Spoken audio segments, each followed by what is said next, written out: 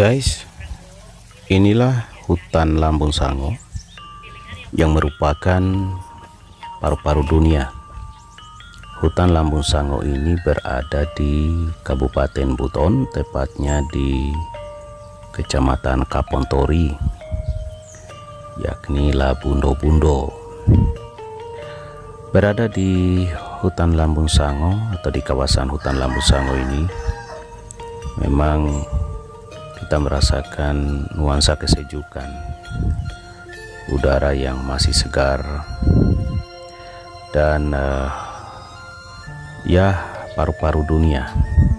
Hutan Lambung Sango sesungguhnya upaya ya merawat paru-paru dunia dari Buton, atau kontribusi Pulau Buton terhadap dunia.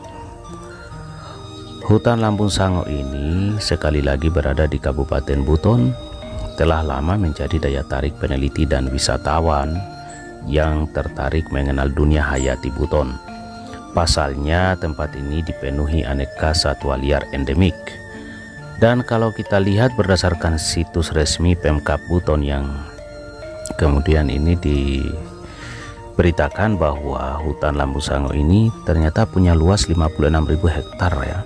Secara administratif mencakup beberapa kecamatan di sana, yakni Kapontori, Lasalimu, Lasalimu Selatan, Siontapina, Wolowa, dan Pasar Wajo.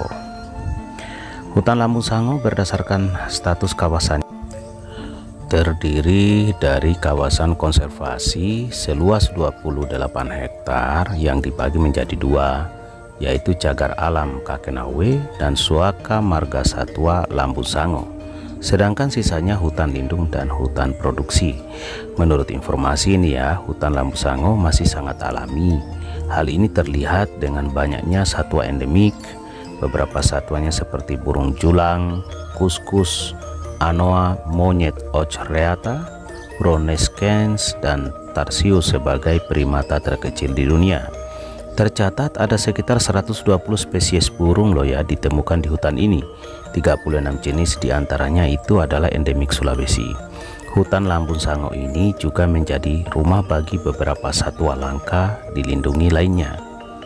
Kondisi Lambung Sango yang masih relatif terjaga dari kerusakan membuat banyak satwa betah hidup di dalamnya. Karena itu pula ratusan ilmuwan dan mahasiswa dari luar negeri menjadikannya lokasi ini sebagai objek penelitian.